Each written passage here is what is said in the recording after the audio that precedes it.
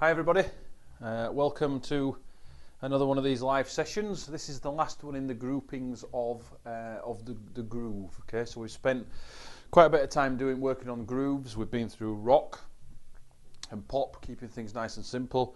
We've been through some funk stuff. We've been through some R&B hip hop stuff. We've been through some drum and bass, and now we're going to finish off this sort of bunch of lessons now with something which I'm finding myself playing more and more and more, to be honest. Now, any of you guys that are out there playing the kind of function scene, you're going to find yourself more and more coming into contact with this groove, which is the sort of basic disco groove. Okay, so it's a relatively straightforward groove. Okay, we've got to play it with some feel, and I'm just going to kind of build it for you. All right. It may well be that this is a little bit of a shorter lesson because it's relatively straightforward. Yeah, it's not a really advanced thing.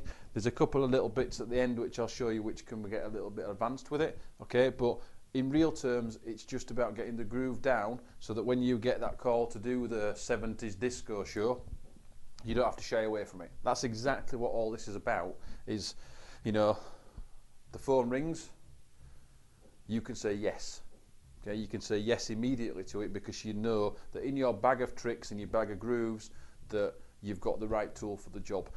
Don't forget that all of this stuff that we're playing, that we've been working on for the past couple of months or so with the live stuff, is all based on getting you ready for the real world. It's not doing grades.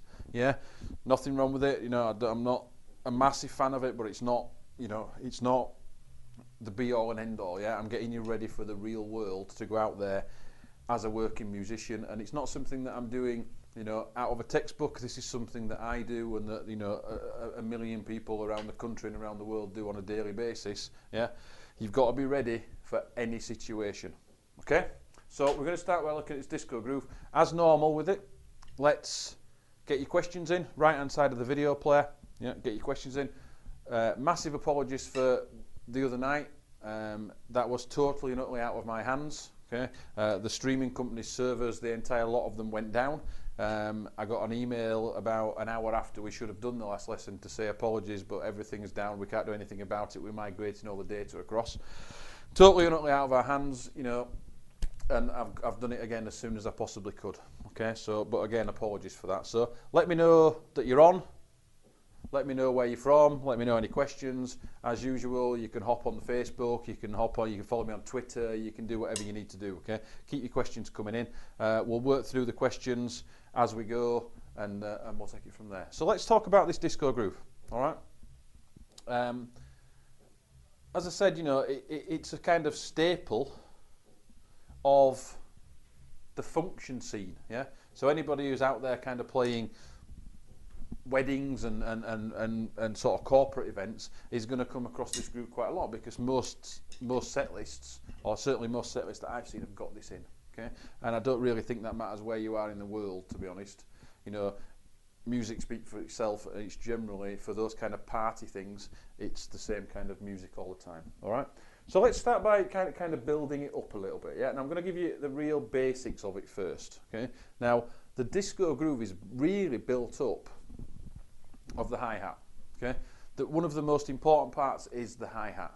Okay, that opening of the hi-hat off the beat. 1 and 2 and 3 and 4 and 1 and 2 and 3 and 4 and again, if I'm going too fast for you, send in your question and let me know that I'm going too fast. If you've got anything that you don't understand and you want me to repeat, by all means do that, or you can keep the questions coming in afterwards, and I will get to them and I will reply to them. Okay, so the basics of it is the hi-hat opening. Let me play it for you at the same time. Just play it quietly so I can keep talking to you. Okay.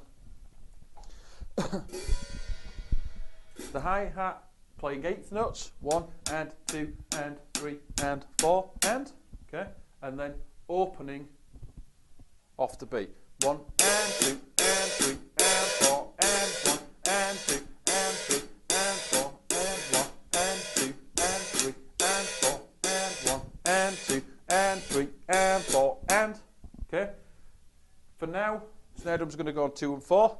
1 and 2 and 3 and 4 and 1 and 2 and 3 and 4 and 1 and 2. Yeah, and then we're going to drive this forward. Now this is not always something that I do, okay?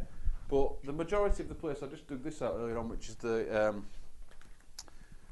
Groove Essentials, Tommy Igoe Groove Essentials, okay? And found the disco bit, yeah?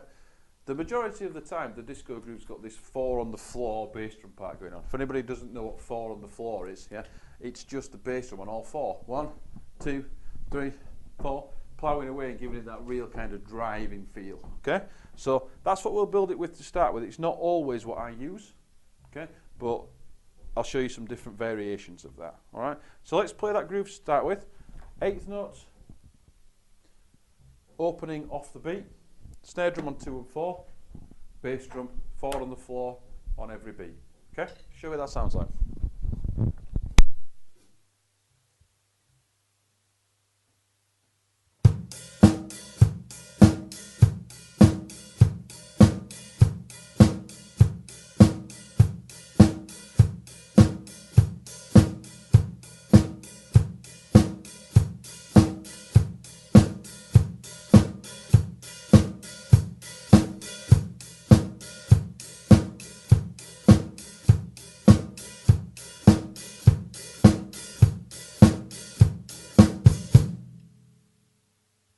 Okay, so you can kind of see that it's relatively straightforward. I'll play that a little bit slower for anybody who's kind of who's just a novice or beginner level. So let me play that a little bit slower for you.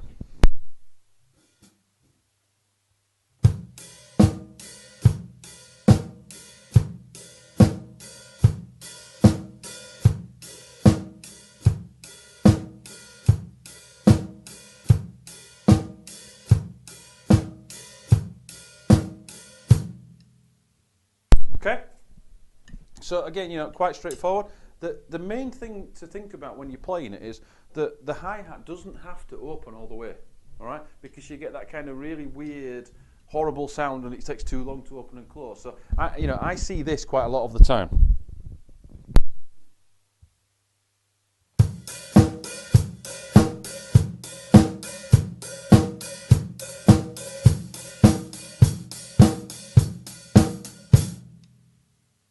Yeah, you can see the hi-hat's kind of getting out of control, and there's no need to open that hi-hat all the way. Yeah, the hi-hat, when you open it, you're going to be hitting it at the same time. You open it, all it does is kind of, you get that horrible kind of sound there, which is nice for kind of a nice open sloshy kind of big rock thing, but you don't really want it here. So you just needs to open enough so you get that nice.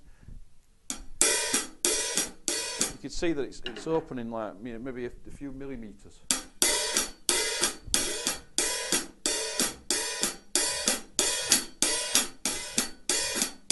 Okay, but that's enough. Yeah, that's enough. So when you're working on it, don't be tempted to lift your foot right off. Yeah, because 1, it's going to cause you balance problems. 2, it's going to make it sound horrible. And 3, it's potentially going to cause you some timing problems because there's way too much going on. Yeah? You're going to be all out of balance and it's going to sound nasty and you're going to have problems with the timing and things. Yeah. So just make sure that everything's still nice and controlled. Don't forget throughout all of these grooves and all the stuff that we've done over the past couple of months or so, we've really thought about using the right technique for the job. Okay. Technique is a means to an end, really, but it's the tools for the job. Okay, so for example, when you're playing, yeah, I'm just going to recap this quickly. Let's not dig in and leave the stick in the head. Yeah, okay. Let's hit it and come away. Let's use that free stroke, and let's hit it and come away. Yeah, okay. So we're getting the drums are able to resonate, the sticks are able to resonate. Everything's you're going to get that much nicer sound, which means that you can put less effort in, which really means that you can play for a lot longer. Okay, so if you're putting less effort in, you can play for a lot longer at the end. All right. Okay, so that's the key to all of this stuff. This is the key to your general playing, is to let the sticks and the drums do the work. So really, you don't have to. Okay, so let's get back to the groove. One of the hardest things one of the things that a lot of my students struggle with when we jump into this is getting the groove going, but then also keeping it flowing when they've done a little fill. Okay, so when they've got this fill, they've done the crash, and then they've got to try and get back into getting this hi-hat open again. Yeah, that's the bit where people seem to struggle a little bit. Okay, so let me show you how to get that. Yeah. Okay.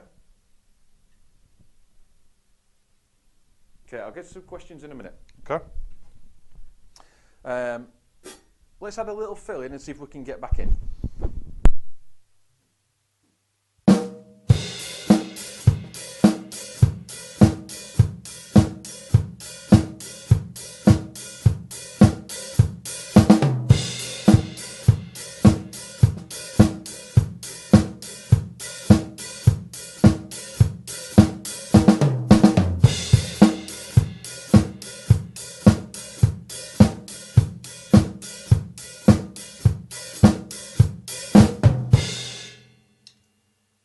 Okay, so that's the idea behind it. Yeah, is that all you've got to do is work on just a simple one count fill, 40 and 40 and 1, and then try and get back into that groove. Just get that working. Yeah, you may find that you have a few little independence issues.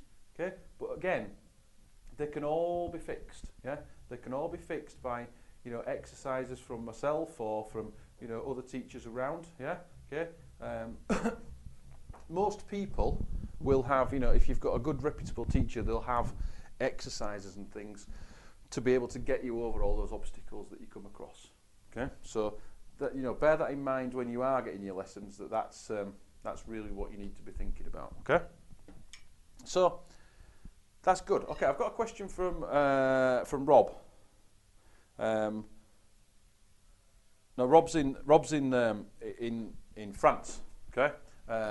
And for anybody, Rob's going to be in this very room in a few weeks' time, okay, doing some private teaching. So drop me a message and let me know if you'd like to book something with Rob. Yeah, I'm going to be primarily doing some sort of pad technique work, really get your technique and get your hands working. Okay, so I'm going to really kind of looking at molar and the free stroke and things that basically both myself and Rob have learned from, as you all probably know by me, from Don Famularo. Okay, so it's all about getting the sticks and getting the hands to do the work, so you don't have to. So, but Rob's going to be in here.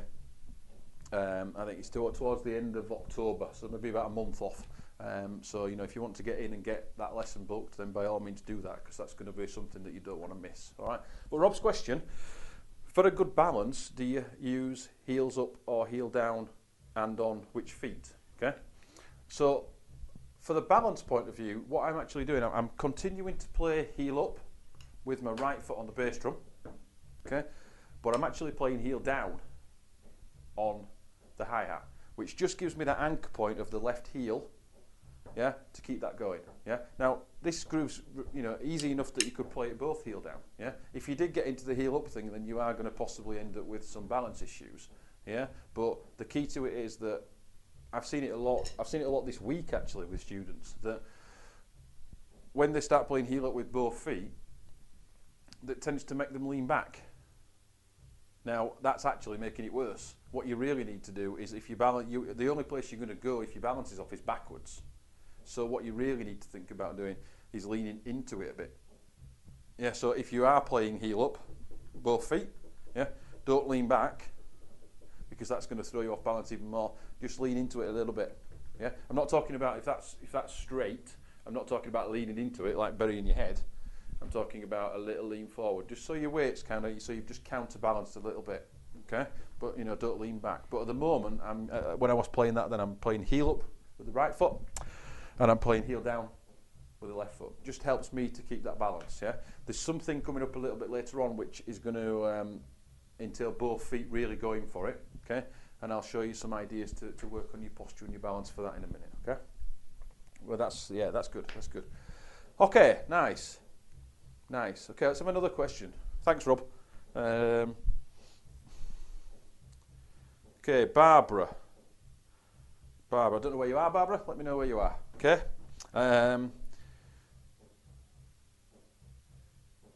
Right. As I mentioned before, do I always play 4 on the floor? The answer to that is no, I don't. Yeah. In fact, unless the song really, really calls for that, that's not really what I play. Okay. I often play just on 1 and 3, or I play varying bass drum patterns. But again, an overall playing point of view, it's a good idea to be able to put maybe a different bass drum pattern underneath this and keep the hi-hat going, you know, the opening and closing of the hi-hat. It just helps that sort of independence or that interdependence, okay, so that your feet are going together, okay. So let me show you some ideas based around that, yeah. Just simple grooves, just something like 1, 2, 3, and 4, yeah, maybe something like that. And I'll just mess with the bass drum a little bit, and you can see that what's going to happen is the disco grooves, you know, really driving and really straight on. If you just change the bass drum a little bit, and then we'll move on to the next part, which I think is another question. Everybody seems to be psychic tonight, and they're asking the questions that I'm going to lead on to, which is good. You know, added a few grace notes in just to give it that little bit more of a kind of funky feel. So you've got kind of that funky disco stuff going on.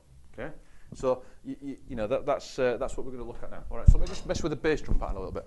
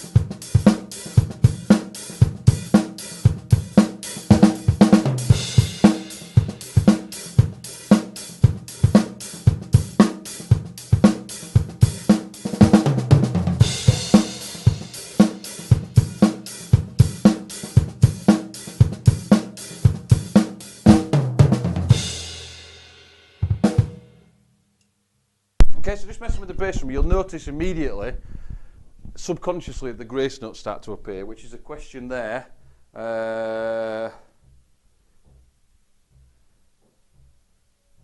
From Joe. Could you add grace notes to it? Well, obviously, yeah. The answer is yes, definitely yes. Okay, and it's something that I do all the time. He just fills it out, makes it feel nicer, gives it that little bit more of a kind of funker feel. Yeah. Now we're not just talking about, you know, the Jackson 5 and things like that. Yeah, we're not just talking about actual, you know, 70s stuff. It's Raining Men and all these kind of sort of big things that the function bands play. Okay, we're talking to things like maybe Jamiroquai.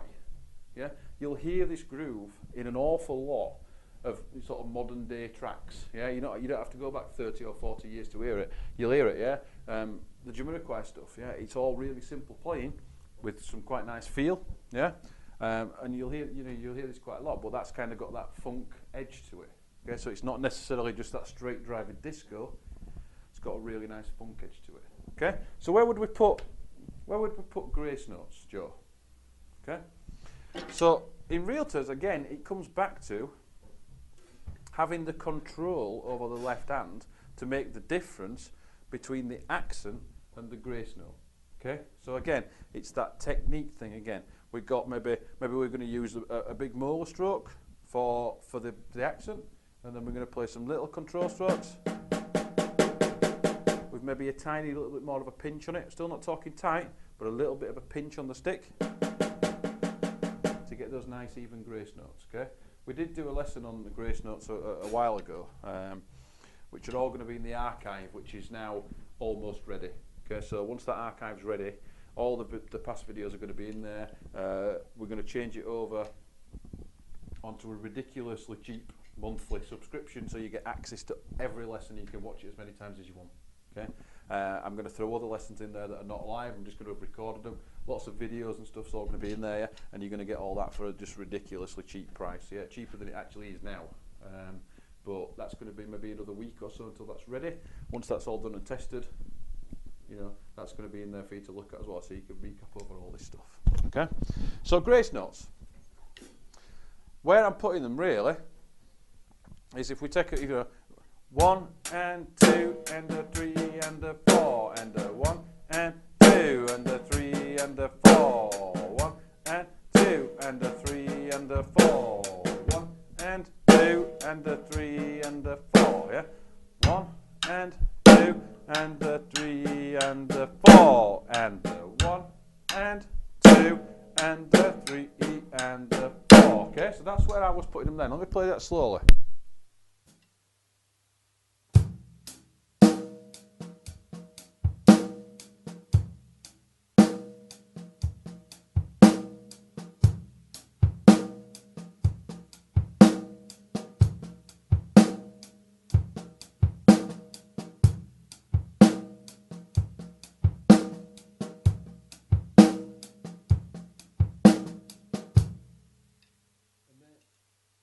And then just messing a little bit and just sort of moving that around. Just keeping that left hand nicely ticking away underneath, yeah?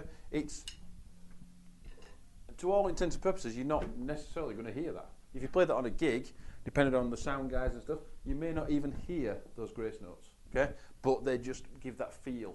They make it feel much nicer, yeah? So do that slowly, and then I'll add the open hi-hat back in, okay? And then I'll show you the next step, okay?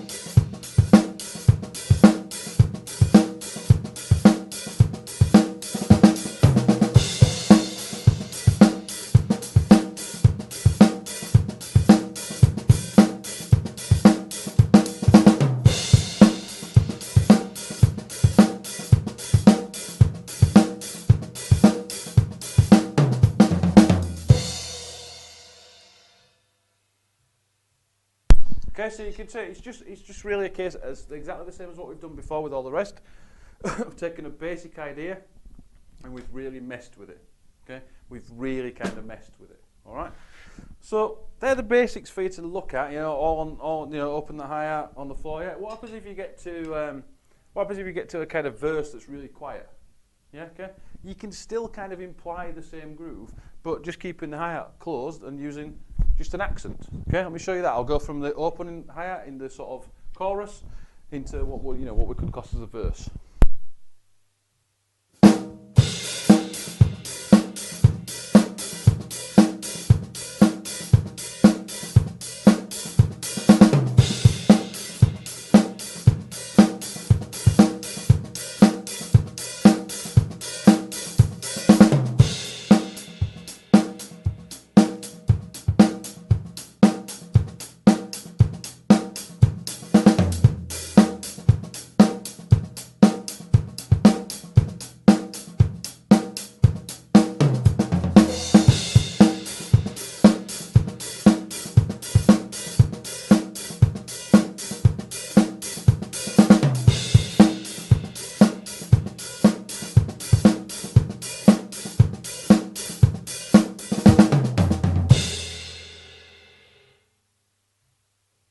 Okay, so yeah, it's just messy with it. Then all we do is keep it closed.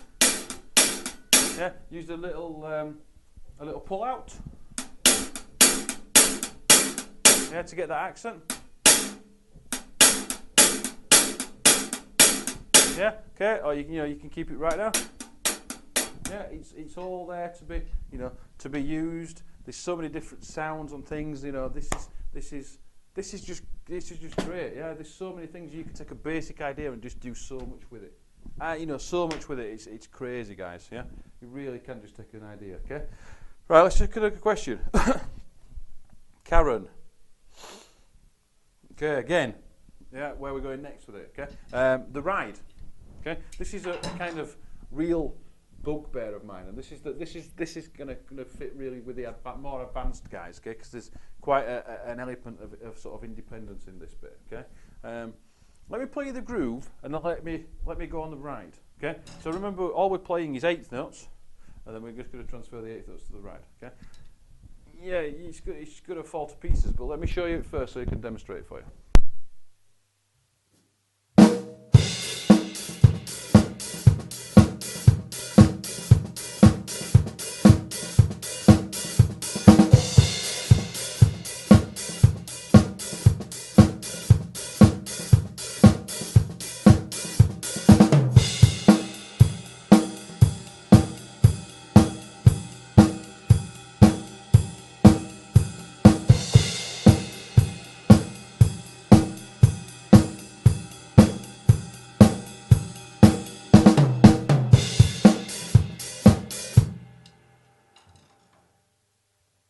Okay, so straight away you can hear the whole feel has gone, the whole feel's changed, the whole groove's changed, yeah, okay? So, Karen, there's a couple of ways that you can do things, okay? You could do the sort of pull the accent on the bell, okay? So that's going to sound like this.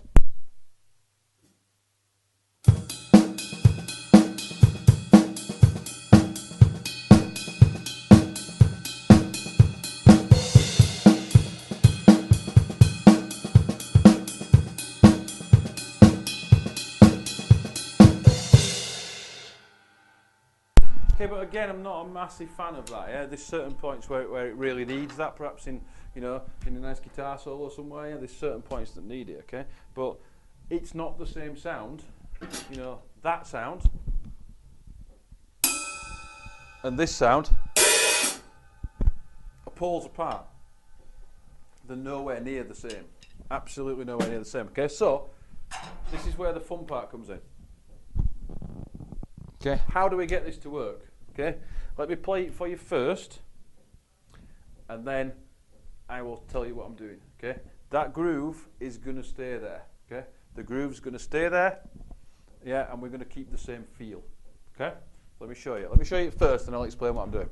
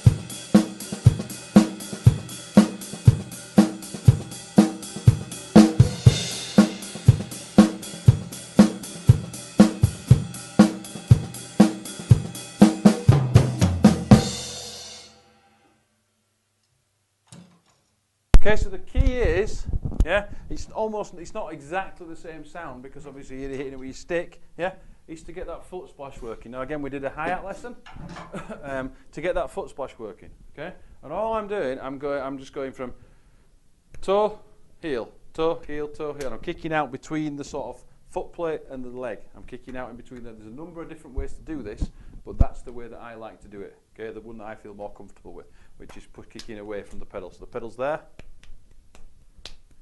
Okay, and that's what you get.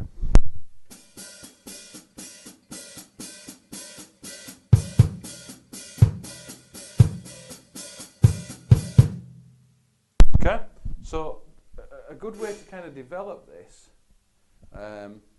is to think about, developing, getting that going, and leaving that kind of independent over there by itself. Yeah, okay, and trying to push the boundaries a little bit with this. This is not necessarily for the disco groove, okay? Because if you play too much, yeah, then you're going to get fired, basically, yeah. But maybe for that kind of funk groove that's got this kind of disco kind of feel to it, or the track's got that. Yeah? Remember that everything's for the track, yeah. we're not gonna, we're not gonna rip out in the middle of a disco groove into some, crazy fill. Yeah, it just starts playing. We did some fills in the hip hop thing. Yeah, split between hands and feet. It's just not going to work. If I went like this.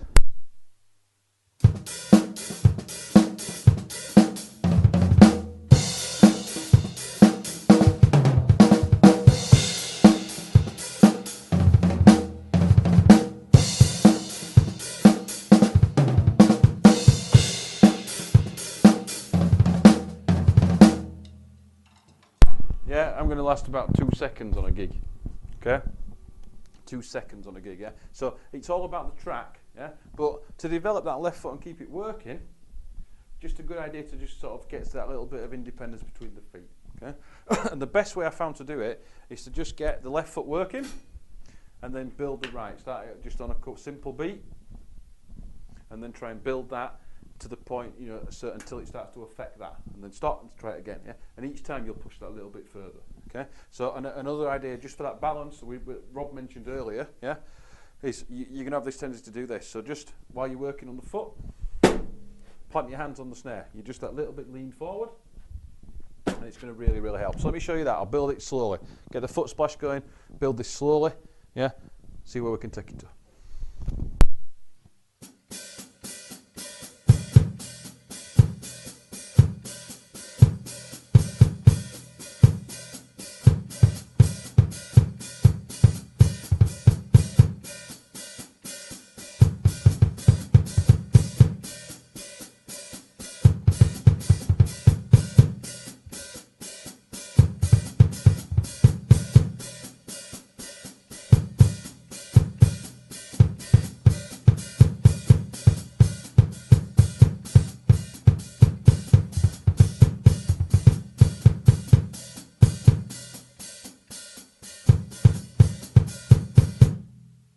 Okay, so you kind of get the idea. That's kind of off topic a little bit, but it just helps you to build. And obviously, the slower you do that, the easier it's going to be. I just kind of show you that for demonstration purposes. All right. So, we kind of got this nice feel. We've got through, the 4 on the floor, the open hi-hat. We've changed the bass drum pattern a little bit. We've added some grace notes in. We've got back into the groove from the fills. Yeah. We've gone on the ride. We've looked at playing the offbeat on the ride. We also looked at playing the offbeat with the hats closed. That little pull out, yeah, and then we've looked at the end there, just trying to keep that the whole feel and the whole flow going, okay, in terms of the foot splash while you go on the ride, yeah. So the right hand's just playing eighth notes, the left foot's doing the foot splash, everything else stays as is. You can develop more and more grooves by just pushing that little bass drum, planting your hands, yeah, and just having a little go at it, okay. So that's just we're touching the surface, and we have done with all of this stuff. Okay, but really, that kind of sums up what you've got in terms of the building the disco groove. Okay, something that really every drummer should know about, because as I say, it's something that I get asked to play quite a lot.